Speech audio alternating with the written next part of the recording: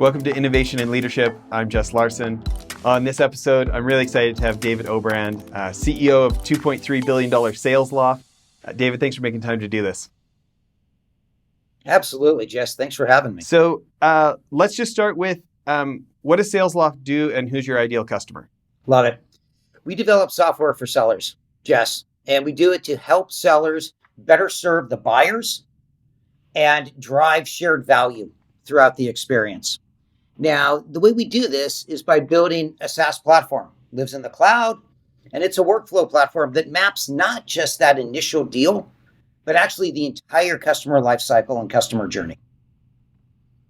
So from an ideal customer perspective, we're across the globe and a variety of different industries.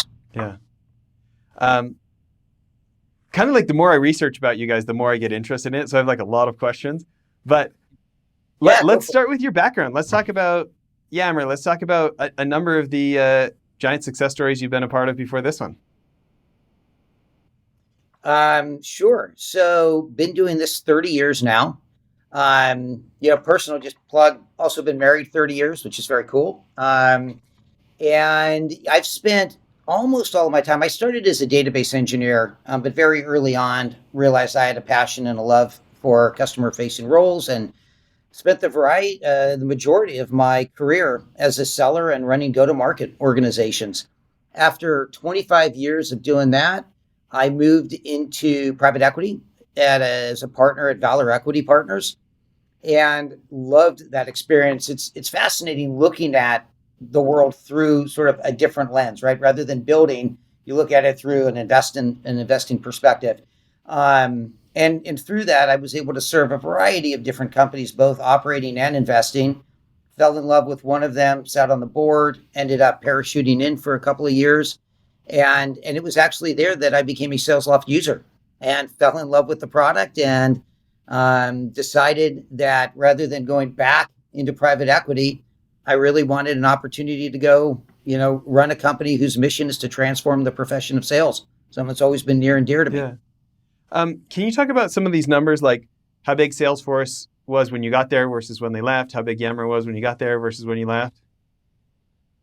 Yeah, of course. So I spent just under a decade at Salesforce. I started in early 2002, and the company was about 20 million in ARR revenue at that time. And when I left in 2011, it was somewhere between 2.25 and 2.5 billion in revenue. And I left and went to Yammer as chief customer officer there.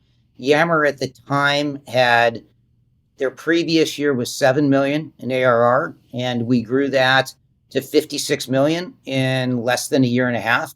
When it was acquired by Microsoft at the time, it was the fastest growing SaaS company out there, and Microsoft came in, acquired it for 1.2 billion, and we then spent a year driving the acquisition integration there. Yeah. So what was it about Salesloft? I know you're a user. I've heard about your conversation with the founder. But you have options with this kind of a success track record. What was it that made you think like, nope, this is going to be worth all my time? I love customer-centric businesses, and I love the mission of this company. I've spent my entire career, or the majority of it, in sales and serving customers as a go-to-market leader.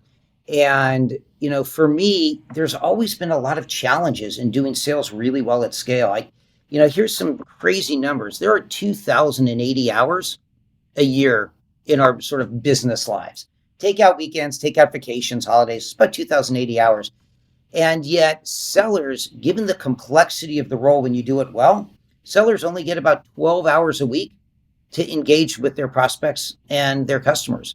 And the rest of that time is being mired in administrative work, internal meetings, things that make it actually really difficult to maximize the value you can bring to your sellers. And the problem with that is when you think about that as a leader at scale, you end up spending an inordinate amount of your capital in sales and marketing, and it's very opaque as to what's working, what's not.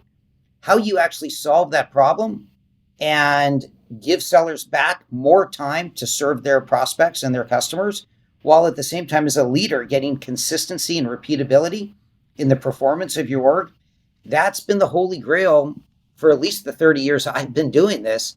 And I've never seen a technology that actually solved that problem until I became a Salesloft customer. Yeah. Um, so let's get into some nitty gritty about that. What specifically does it do to help you accomplish that?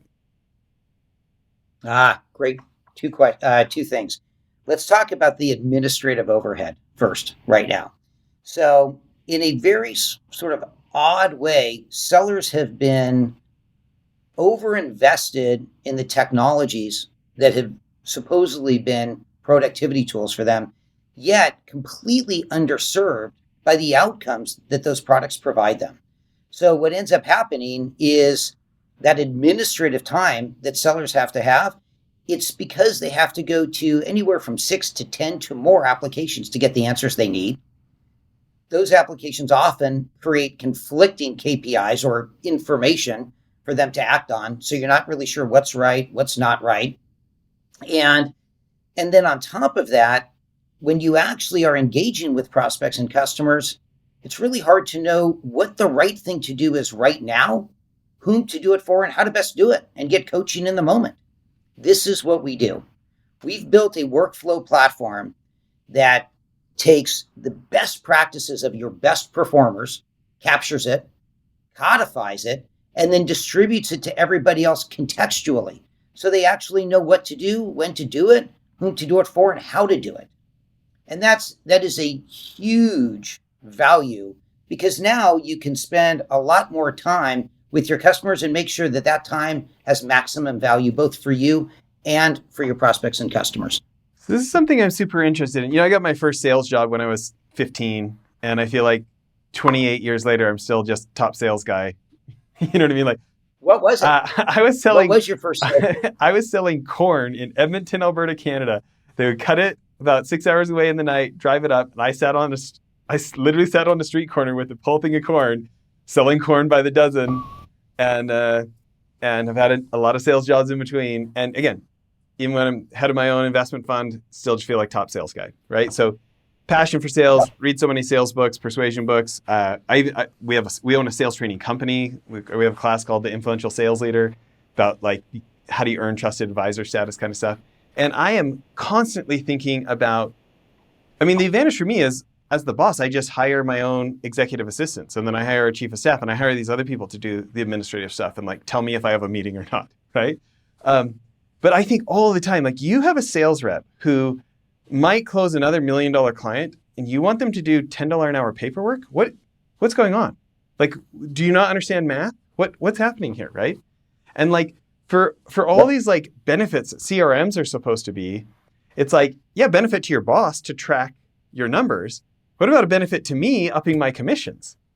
Like Right. I had this woman on the show last week. She grew her company out in Dallas from 0 to 100 million in a couple of years. And her advice was like, just start with an Excel spreadsheet. Like the time it takes to get the CRM implemented and all that stuff, like you should use that time to sell. She's like, later professionalize and whatever, but like get after it, people, And so Yeah. as I hear you guys talk about AI, as I hear about you like going through this from like, what does a rep need as a rep? Not what would the manager like to track about them as like the primary, like this seller, like the seller focus instead of the boss dashboard focused. It's like, It starts getting quite intriguing to me. So maybe we could go a little further down that. Reduce the administrative overhead of a sales rep's day. Yeah, absolutely. You're hitting on some really good topics. So look, when you think about the evolution of CRM, it absolutely started as a compliance tool and a reporting tool for the bosses.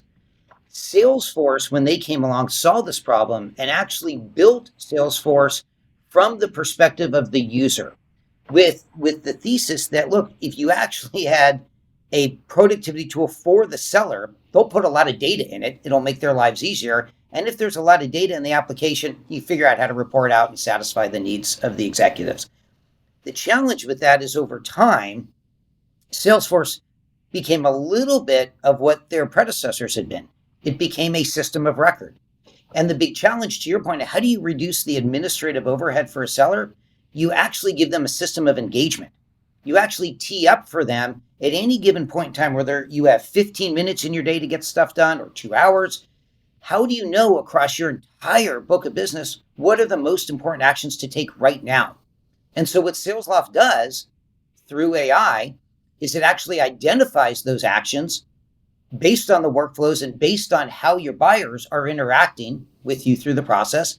And it scores and tells you in what we call a rhythm focus zone, here are the most important actions to take right now in the moment, for whom, how, and why they're the most important. Now, with Gen AI, which has now become both accessible and purpose built for these types of use cases, Gen AI can solve a lot of that administrative overhead for you. It can generate email templates for you so you don't have to sit there and write them. It can do call summaries for you right after a call concludes so you don't have to do all of the follow-up action items.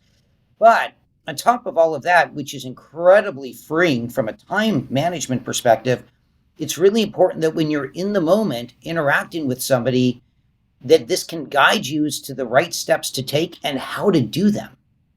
And that's critical for sellers today. So, you know, this is a passionate subject for me. We had Fred Vicola on the show.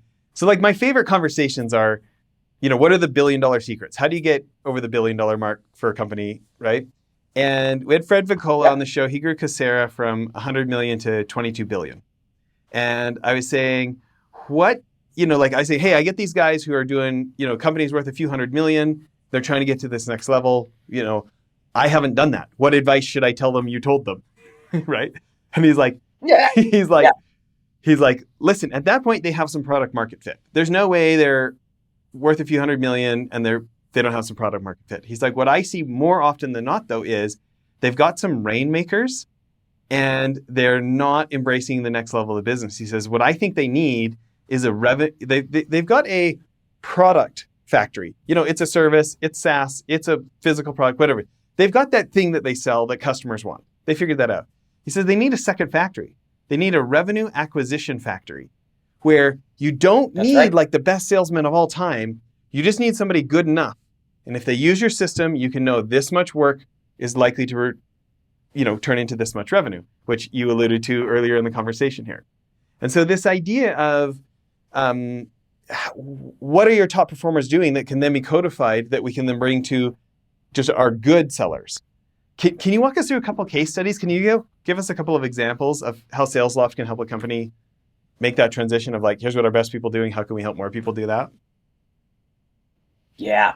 So that product market fit stage is a fascinating one. It's very cool.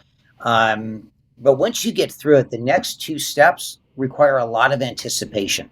What happens after product market fit is you have to figure out repeatability. And what I mean by that is, look, when you find product market fit, you get a handful of sellers and you try to find 50 or 100 companies that'll give you, doesn't have to be huge dollars, but meaningful money, 25K, 50K, 75K. If you have that across 50 or 100, you know you have product market fit. Now, what you might not know at the time is how big is that TAM, the market? Is it a niche market? Is it a huge market? But the next phase is how do you get repeatability? So if you can do it for 50 or 100, how do you do it for 250 to 500 companies? And that's where this revenue acquisition engine you're talking about comes into play. How do you capture the best practices? But what worked in product market fit can be foundational for the next phase, but it's not enough. You actually have to build on top of that because most times your technology, your product or service evolves based on feedback you get from those customers in the product market fit stage. So what we've always done and seen really successful is we always have a 5-year vision for where we want to be, but we plan it out 2 years at a time. And we think about where do we want to be 2 years from now? What does the world look like? What does our customer, army look like? What does our internal team look like? Where do we think the product is going to be? And then we start working backwards from there. And the way we think about it are around 2 areas. What are our methods to get there? And what are the obstacles in the way? And the obstacles piece is really important. I think it's what a lot of companies forget to anticipate for. And then you just end up running into a wall and it takes a lot of time to figure out how to pivot around it, under it, through it, whatever. And so we go through this exercise. We try to anticipate all of the obstacles in the way, the methods to overcome them. And when we actually have that documented, we can look at it and say, okay, what are the people we need in terms of their skill sets, their experiences, and their competencies that can act as river guides to help us get there with as little friction as possible. So how does that actually now manifest? So that's how we build businesses. It's how Salesforce built their business and grew from, zero to, I think they're 31 billion now, 23 years later. It's how Yammer grew as well, and it's how we're growing as well. But how does that manifest in the product? So the way that it manifests in the product is like, let's talk about what workflow is. Workflow is simply where you say, what is the journey we want our customers to take with us? What are the steps that we have to take along the way to help them get there? Right? I don't think most companies want any customer. They want customers that are a great fit and will be with them a long time. So throughout this journey, it's an opportunity for the customer to say, you know what? You're great, but you're not a great fit for us today. And same for the buyer to say that. And so at each step of the way, you want to document what the actions are that you need to take, figure out all of the artifacts, pieces of content, pieces of coaching, taking snippets from the coaching and the training you provide and actually embedding it in the workflow itself. So at any given point in time, whether you're a deeply experienced seller or you're brand new to the organization, you can actually go to one single source and it'll not only tell you the best practices, but it'll contextualize them for where you are at that given point in time. So when you have this in place, you actually can do a couple of really cool things.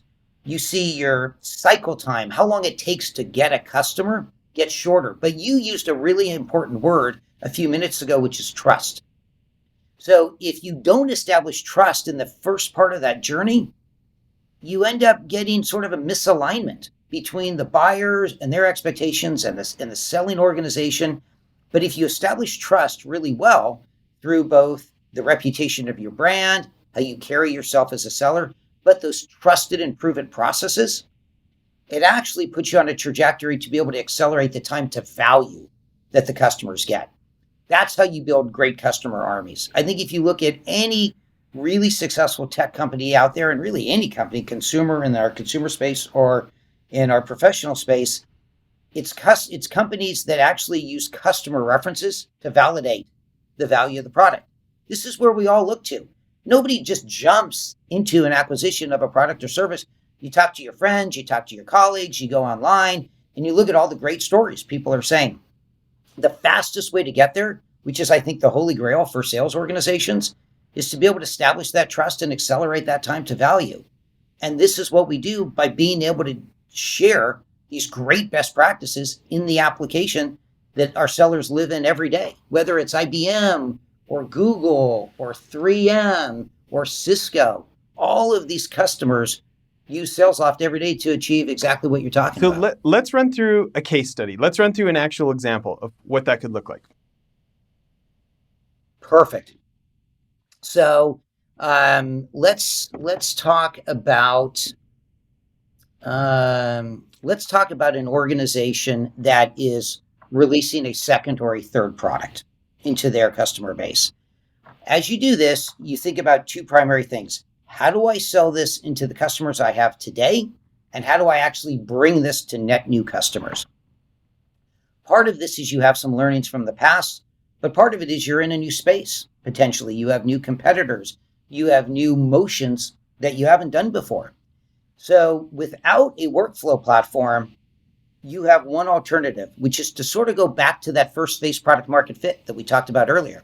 Hire a bunch of sellers, do a bunch of A/B testing, and try at the end of a quarter or a year to learn from those experiences and iterate. Your ability when using a platform like Salesloft is you can iterate much, much faster. You can identify exactly what's working immediately. You can find out what's not working. You can iterate on it. You can then optimize it, and then you can distribute it to everybody. And I suspect in a very similar way that your training and coaching organization works, you then constantly certify on those best practices. Yeah, so let's play with this. So right now we sell this class called the Influential Leader. It's like 8 weeks, learning by doing. It's not like they watch a video for an hour in between classes, then they come to class and actually this senior leader advises this senior leader and then they go the other direction. So it's like It's a few Yep. minutes at the beginning of review. What was the video about? Then they actually do it. And then there's a few minutes at the end of like, what was it like to use that FBI hostage negotiator skill instead of just hear about it? Like, oh, I thought I was going to be way Yep. better at it. I just wanted to jump in and tell them the answer. It was so hard to sit and listen or whatever, right? And then they practice in between. 8 weeks later, they've actually used the skill set for 20 hours and they didn't just hear about it, right? So it's going great. Yep. I was almost late for this call because I was coming back from a $18 billion client. They've been buying this from me for 8 years now, right? Okay. And literally on this call, we started thinking like, what should the next level of this be? And we're thinking maybe it's an 8-week conflict resolution course where it's like similar modality, but we're adding new concepts that we didn't have time to cover in the first 8 weeks, right? So I could definitely sell that to people who had the first one, but there's other folks that are like just looking, like conflict resolution is a big thing in corporate America these days. Like there would be net new people who want to go just for that, right? So if my, like I've got a sales rep who gets a $20,000 commission check today from last month's sales, okay? He's stoked. I want him to start selling conflict resolution, right? And I haven't told them that this is what we're going to sell, but I'm going to after this call. I'm like, hey, our customer just helped me realize what product number 2 should be, okay? Yeah. Tell me how Salesloft helps our team, like that individual guy plus the other people who need to learn from him. Yeah. Give you a great example of this. Customer of ours had a 6-month onboarding time, meaning when they hired a new rep, took them 6 months before that rep closed their first deal. And you think about all the things you have to do to onboard. You got to learn the product. You have to talk to customers. You sort of do a bunch of shadow runs, all of that. This customer reduced that time from 6 months to 2 months. So those reps now come in and they get that $20,000 check you just talked about in 60 days rather than 180 days. That's how you get the value out so of a let's boil it down. like Like, what's an actual item? Like, hey, make sure to send this video. Or like, what does that tangibly look like in an action step? Absolutely. So comes in 2 forms, one of which it'll tell you exactly that. At this point in the cycle, send an email to your prospect. And by the way, Gen AI can generate that template for you. We actually believe that rather than generating an email through AI that you just click and send, we actually generate 3 templates for you. So you can actually pick and choose, find your own voice in there, cut and paste, make it your own, and then send it out. So that's one example. Another example, though, is through the power of Rhythm, our new product, and AI. When you're interacting with a prospect and maybe you've sent them a piece of content or you've sent them a video to look at, as soon as they engage with that piece of content, we capture that in real time. We then bring it into Rhythm. We contextualize and score it for you. And we say, this prospect is looking at this piece of content right now. Go back to them with this messaging. And that messaging is already built into the workflow. And how is that tracked? Like, let's say it's a video, right? So, the rep we're talking about, let's say I've got the new product, the conflict resolution thing exists in, 90 days from now. He's sending them the video on it. They actually watch it. The system notifies him that that prospect is watching this video. Is that because the video is on my website, or how like, I know we're getting granular here. What is this like a HubSpot lead attribution trigger that's happening? Like how does it know somebody's watching a video? Yeah. What's the magic in the ether? Whether it's, let's take seismic content, let's take a DocuSign piece, let's take a Vidyard video, let's even take G2 and their website. All of those are partners of Salesloft, amongst a myriad others, and we have integrations between their system and ours. In all of their systems, they capture user activity. And so we can then, through that integration, grab that user activity, attribute it to the contact, and that contact is always associated with the company that they work for, and then we serve it up. And the beautiful thing about Salesloft and Rhythm is when you log in, right in front of you on your homepage is your focus zone, and it captures all of these activities, and it tells you the actions to take right now, right in front of you, and fully contextualized. That's awesome, somewhat cool. Scary, and awesome. I wish that was 30 years ago when I was selling. Yeah. It fundamentally changes the game for sellers. It is a very, very cool piece of technology that just frankly, the tech wasn't there to build this even 5 years Yeah. ago. Um, so I want to talk about, whether this is drawing from, Salesforce going over the billion, Yammer going over the billion. Obviously, Salesloft is over the billion number now. What's a what's a 0 to billion principle that you would share with other founders, CEOs, investors listening today? I'm a big fan of three things. The first of which is as you get into repeatability and scale, hire river guides. Hire people that have done it before. It'll make the journey a lot faster and a lot more comfortable. Someone gave me this analogy years ago, which is if you were walking around the corner and there was a guy with a 2x4 and he's ready to smack you in the head, it'd be really nice to have a guy on your side of the street corner that says, hey, you should duck right about now. This is what a river guide is. You're in Utah right now. I suspect you've done river rafting at some Yeah, a point little bit. in your life. Yeah. So, if you're in a boat with a guide going down a river, it seems pretty easy. I mean, they just sort of move it around. It's a very smooth experience. But as soon as you I think I could do this job, and you get in there and you realize there's a lot of rocks under the surface, drag you into bad places. So I love river guides.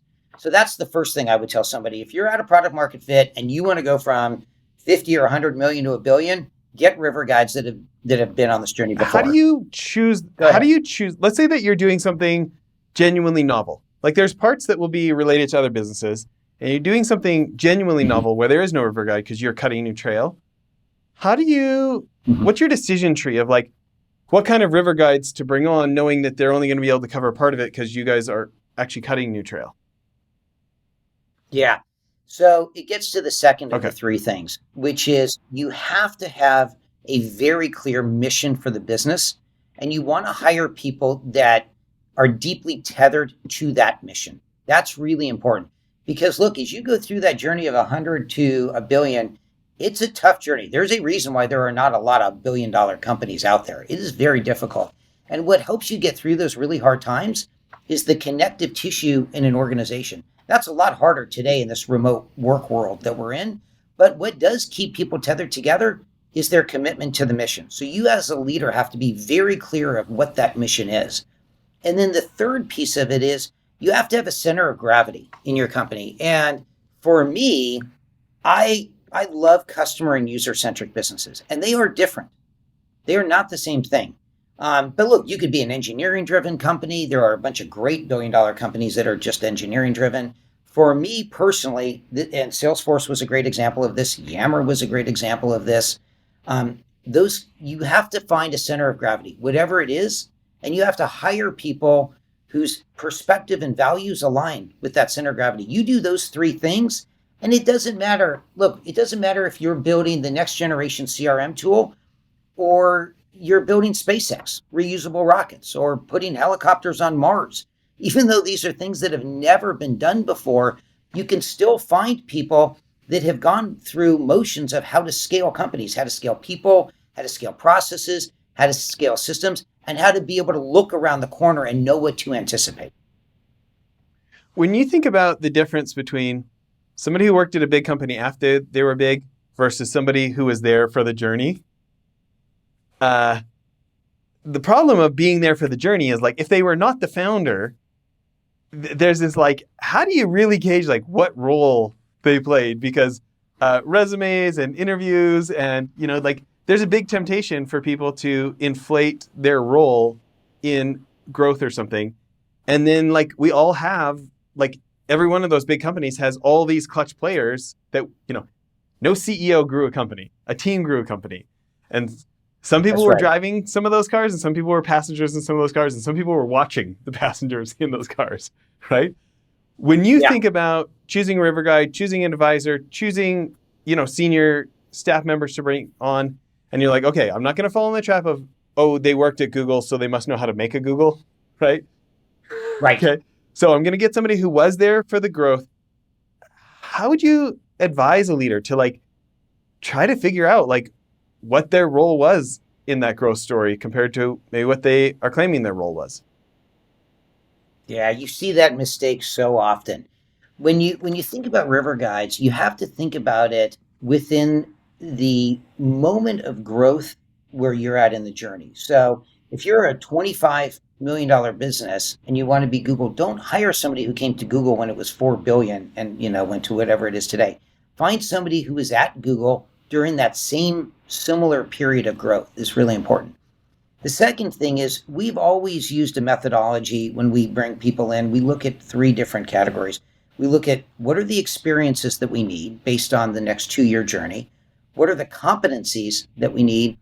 And when we think about culture fit, we want people that will both align with our culture and help us evolve our culture. Now, within each of these, we say you can have must haves, you can have strongly preferreds, and you can have nice to haves. But you can't have more than 3 to 5 must haves in each category. And so, as we do behavioral based interviewing, we look for these specific must have competencies and must have experiences. But I can tell you, having been at Salesforce very early on, started as an individual contributor seller and then ran through that journey. You have some people that just sort of sit in the back of the boat and go along for the ride, but you have others that were astute students of their environment and actually learned not only how their function operated during the time that they were there, but how all of the other functions evolved and operated and contributed to that growth. And so part of that, one of the things we look for genuine curiosity. We look for strong intellectual horsepower. We look for people that are largely self-sufficient in their jobs and don't need constant, oversight. There are exceptions to that, junior roles, people earlier in their career and all of that. But at the end of the day, we want people that not only align with our values, but actually, have been servant leaders wherever they are, whatever capacity. In doing so, you tend to be a much better active listener and a constant learner. And at the end of the day, there's nothing that substitutes great reference calling at the end of that process. That's solid advice. So let's talk about maybe the role that you're in more now. So you got a business in the single digit billions, and I'm just going to toss something out there and you can correct me. Let's say you want to add a decimal point to that. Okay. How do you think about that at this level of the game? There are millions of sellers around the world. We're very fortunate to have a very big available market that we can go after. So we look at it across a couple of different areas, one of which is geography expansion.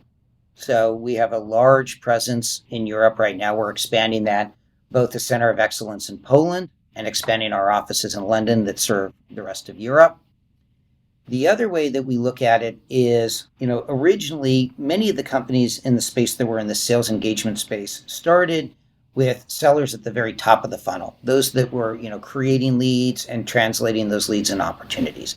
It then evolved into serving that full life cycle seller, the seller that actually carries the quota and completes the sale. We're now expanding that to the entire customer life cycle. So there are now more people within organizations that we can serve. That helps us grow our share of wallet in each of these accounts. And by going into more geographies, it expands the number of accounts that we can go after. And then the third of which is, like many companies in tech, you sort of start building for those that look like you. You build for tech.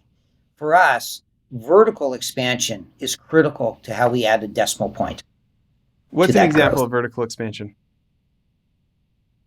So whether it's going into manufacturing, which is a big growth area for us right now, whether that's going into markets like the recruiting space, as our economy comes back and people start hiring, we know unemployment is still very low. It's an active hiring market. That's a great vertical for us. Medical devices are another great vertical for us.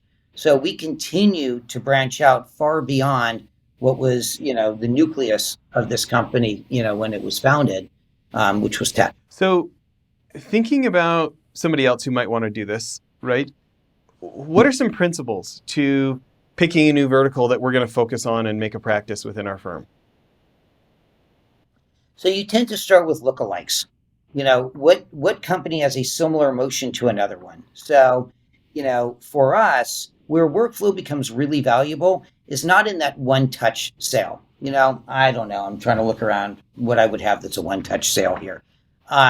But when you look at consultative sales, sales that actually take multiple interactions and they take a unique skill set to it, that's a great fit for workflow for us. It's where you can actually really extract the greatest amount of value from that investment in your platform. So we look for other industries. Healthcare is a great one. Insurance is a great one. Financial services is a great one.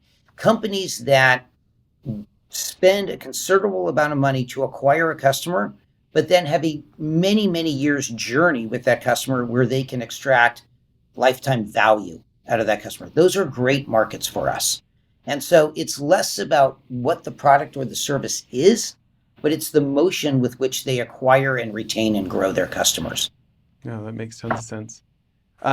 So thinking about this, like say getting over the $10 billion mark as a milestone, right? Mm-hmm. There's all these things you hear about, like what got you here won't get you there necessarily, and sometimes the right people to get us here aren't necessarily the right people to get us there. And I'm usually having this conversation with folks more from the either tens of millions to hundreds of millions or hundreds of millions to the single digit billion. But as you look at that now, from single digit billion to double digit billions, are there any principles? Are there any guides that you keep in mind as you're trying to evaluate that? Yeah. So, Benioff wrote some good books on this as he was building Salesforce. And, for us, it is very much about what you said. You can't rest on your laurels of what got you here. You do have to, though, as you scale an organization, we have over 800 lofters, as we call us, around the world today. But you still want to remain deeply tethered to your values. That's really important. It's very easy as you start getting on these scale hiring sprees to lose sight of making sure that you are, bringing on talent that is deeply ingrained in your values. If you do, you sort of lose your cultural identity over time. And I'm sure you and I have seen many, many companies that were great sort of become diluted in their values and their North It's just a Star, poster on the as it wall were. now. Yeah, so that's a big one. Values are very, very big as you think about scaling businesses. But the other aspect of this is you have to blend both how you think strategically about where you want to go. This is the difference between that 2 year vision and the 5 year vision. The 2 year vision is very much tactically focused. The 5 year vision is where you can make some bigger bets. One of the areas that I find a lot of value is in our leadership team. We have a very mature leadership team here that is very comfortable because we all are connected in our values. And I give credit to Kyle and Rob, who founded this company, for building a deeply authentic culture. But we intellectually challenge and debate each other vigorously all the time.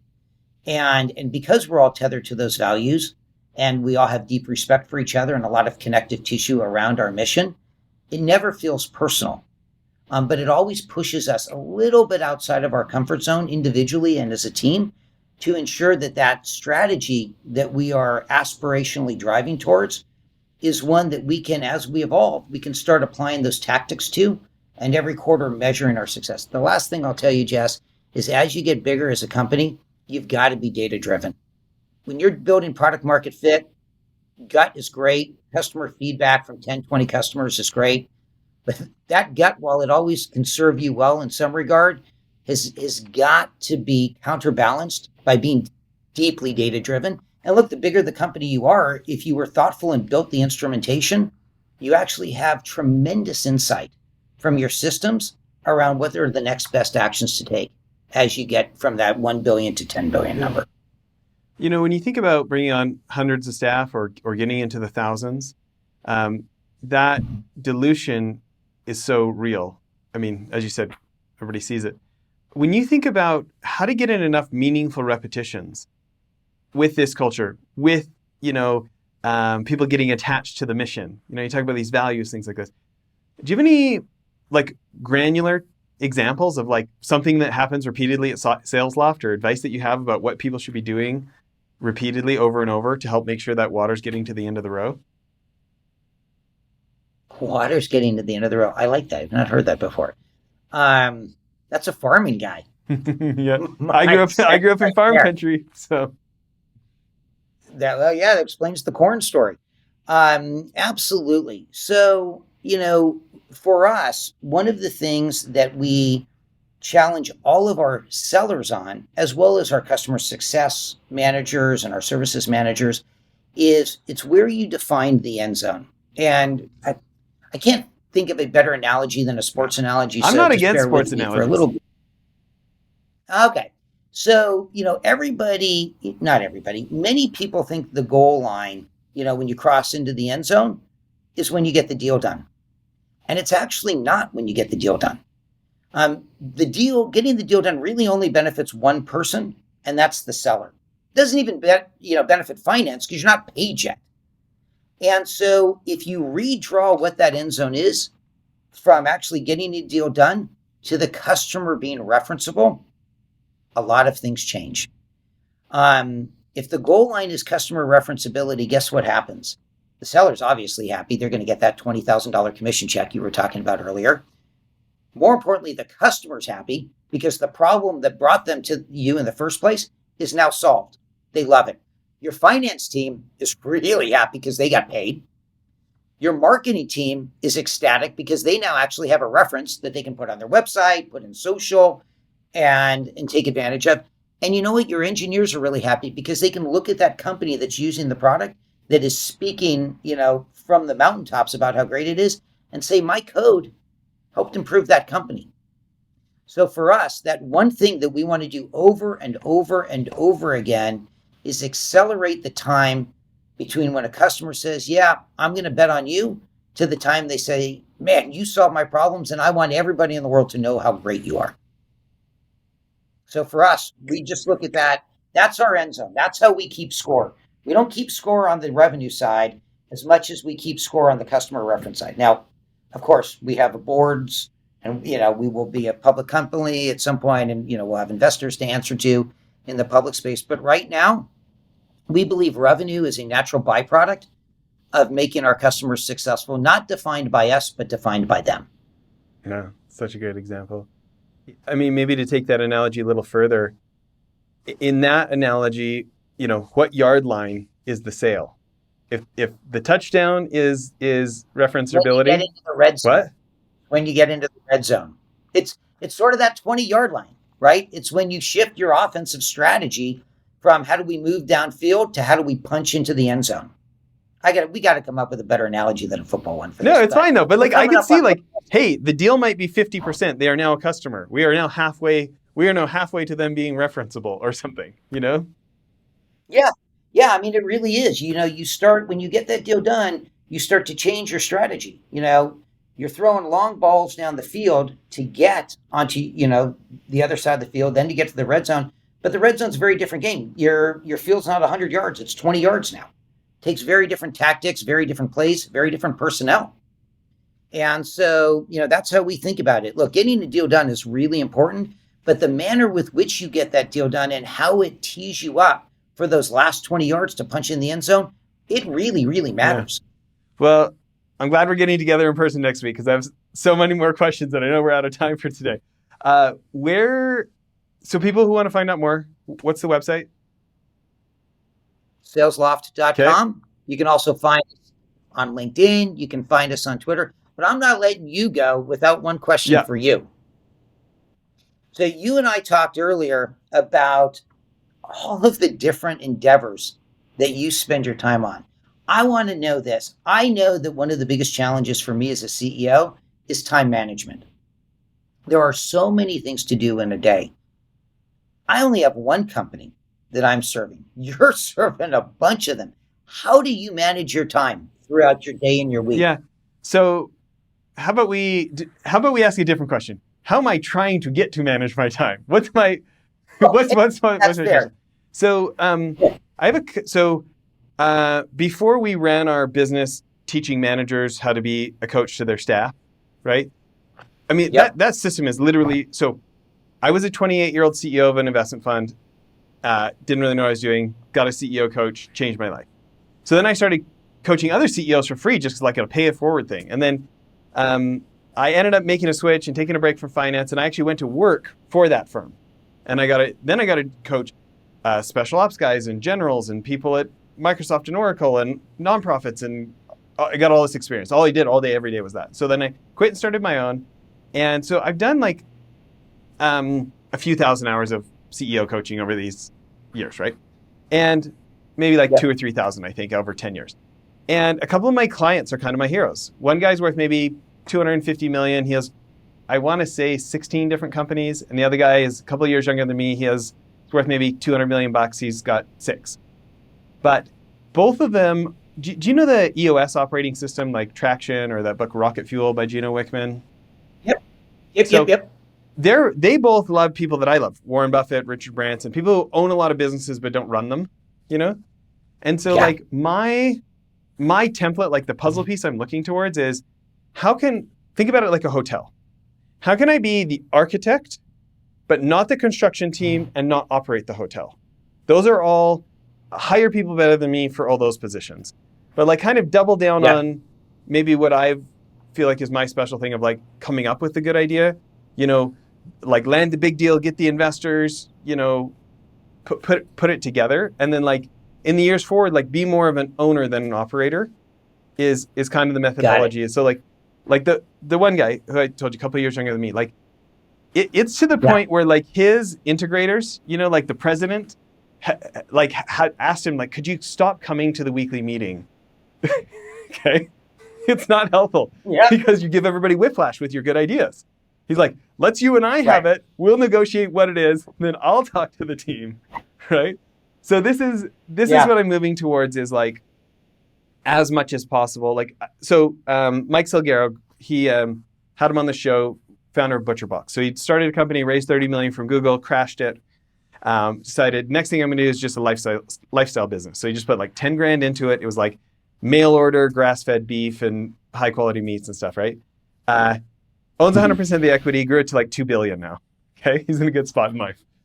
And he said his methodology is instead of thinking like, what am I gonna do about this situation? It's who can I get to handle this situation? You know, Dan. River guy. Well, okay, different. So he's actually saying like, a river rafter. Like he's not even going to be in the boat. Like who else? Like, and that river rafter might need a guide. So it's like, who's the guide and who's the rafter? I'm on shore, right? Okay. Sure. And so, you know, Dan Sullivan wrote a book called Who Not How, which is almost the exact same concept as Mike, right? And it's like, don't think about how am I going to do this. Think about who can I get to do this that we could actually have trust in that, and they may need a river guide, as you said. So I'm not living it as well as I would like to, but this is my philosophy of like, how can I be like our own private equity fund, our own venture capital fund, more family office style, where it's like primarily owner, primarily architect, but not construction crew, not operating the hotel. That's my philosophy. Got it. Got it. So you used a word that we use a lot internally at Salesloft, which is puzzles. And we found that there's a really interesting mindset shift. I think most people like puzzles. I grew up with a dad who, you know, we were doing crossword puzzles, New York Times puzzles from when I was a little kid. We still have a text thread. My dad, myself, my sister, all of the grandkids, and every day everyone's posting their Wordle puzzle results, their Quordle puzzle results, their crossword puzzle results, their spelling bee puzzle results. And puzzles are fun. Problems are hard. Puzzles are fun. And so one of the things that we talk about internally is when somebody comes and says, oh my God, I've got this huge problem. I don't know what to do. We just try to reorient the nomenclature to actually, I think what you just have is a puzzle. And every puzzle has a solution. We just got to find the solution. Some puzzles have more than one solution. But it really does change the mindset for how people engage with the challenges or the obstacles that they face on a daily basis or quarterly, or even like at your level and my level, these big annual, you know, or 5-year challenges, they're just puzzles. And the nice thing about puzzles is you can crowdsource those. So to your point, if you bring in great people and you bring in great ideas and everyone's genuinely curious, it actually becomes a much more enjoyable ride down the river. Yeah, I love it. Well, I appreciate you making all the time for this, and I'm looking forward to seeing you next week. Yeah, sounds good. Me too. I'll shoot you an email right after this. Great. Okay. Bye, everyone. Thanks for listening.